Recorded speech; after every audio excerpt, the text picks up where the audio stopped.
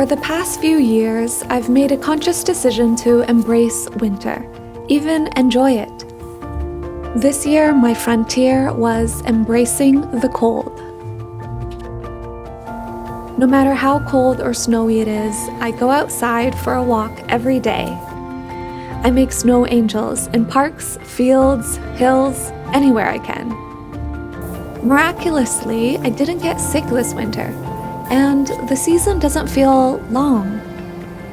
I don't feel like I need winter to end. I trust that spring will come when it's meant to. Until then, I love how the atmosphere brightens up when everything is glazed in white. Even on a cloudy day, the snow reflects the sun and creates a natural glow in the air that we don't see in any other season.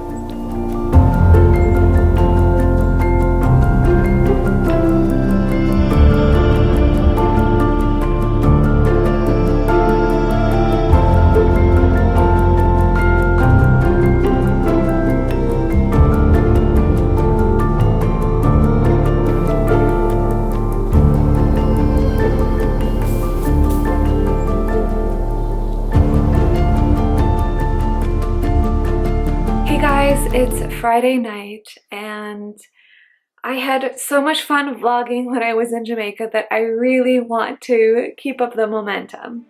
So even though it's late and I've got a really full weekend tomorrow, I'm going to use my last bit of energy today to vlog and share a little bit of what's been going on. So since I came back from Jamaica, it's been a whirlwind.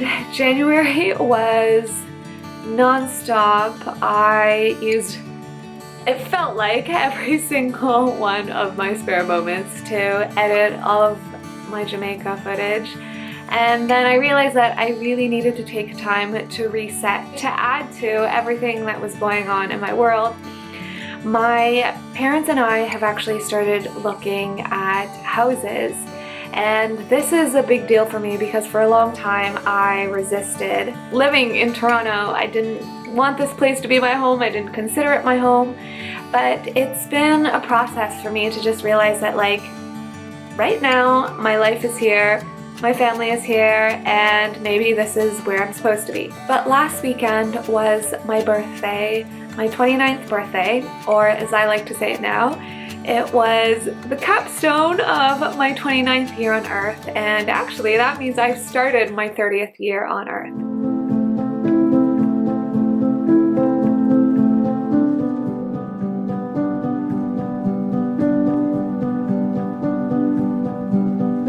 Through a lot of the reflection that I've been doing in the last few weeks, I realized that going into 2020, it's really important for me to find the right pace of living. I spent a lot of time in 2019 getting my creative gears back in motion. I started waking up early and writing a ton and started making videos again and putting this huge workload on myself on top of working my jobs and just being a normal human. Although I'm really glad I did that because I proved to myself that I could create on top of having a job. I know that the way I lived last year is not sustainable because I was so tired in December that I didn't get a chance to properly recuperate. So I can't start out this year sprinting already. I need to make sure that I have enough mental stamina and energy to last creatively for 2020 and for all the years ahead where I also want to be creating.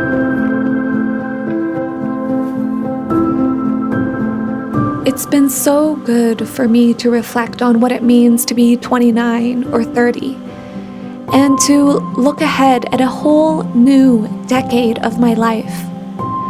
I've never taken so much time into account.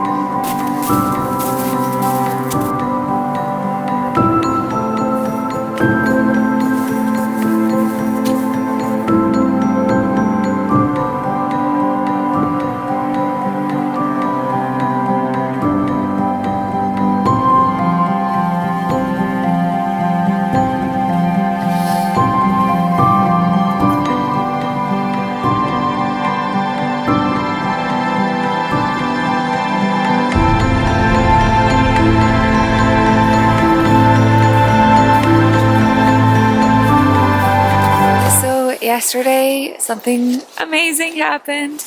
We got a house. This has been such a huge growth for me and a settling of my soul. We actually put an offer for a house about a month ago, and at the last moment, like all I had to do was sign and we would have had it.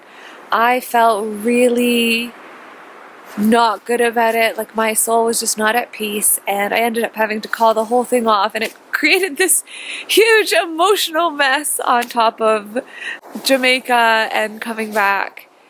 But I'm so glad that I waited, because the house that we've got now, I won't be able to move in until the spring, but I feel really good about it. It feels like a place that I can really make a home base for myself. So one of the things that made me realize that I should probably get a home base and follow through with this impulse. I realized though a couple months ago that if I don't do anything else, years are just going to pass by.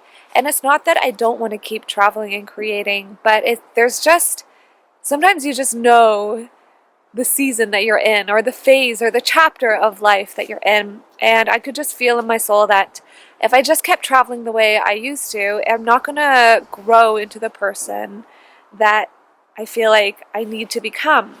You know, when I was younger, I wanted to have a home base in somewhere exotic, like in Europe or South America, Central America, anywhere else but Canada, because Canada always felt normal to me.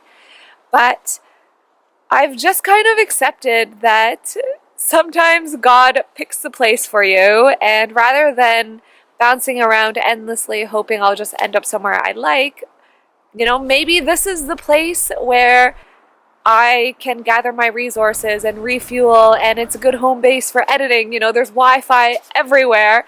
I can order things from Amazon and get them anytime. Whereas if I'm living out in a jungle in Costa Rica, there's a trade-off to anywhere that we live. So rather than fighting the life that I have been given, I'm choosing to embrace it. And then also just embracing the fact that this is where I am. I'm Canadian by birth. It comes with its benefits, which I shouldn't deny. So that's how I wrapped my head around the fact that, okay, I guess Toronto will be my home base, at least for now. At least for the next couple of years, since now I have a real home to live in. I also really didn't want to live deep in a city. Driving through the city to get to anything, I just always felt like I was bombarded with so many people and traffic and Wi-Fi networks, and we could say it's just all in my imagination, but I know that all of the energy that's in a city affects me, and it means that I can't really express the things, or that let the things that I want to come out. Thank God I ended up finding a place that's in a smaller town, just on the edge of the Toronto area. I have a lot of peace about this place. I will show you guys it when we get to that point where I'm able to move in. It feels good that the home thing is settled, and it's going to be the start of a whole new phase of my life.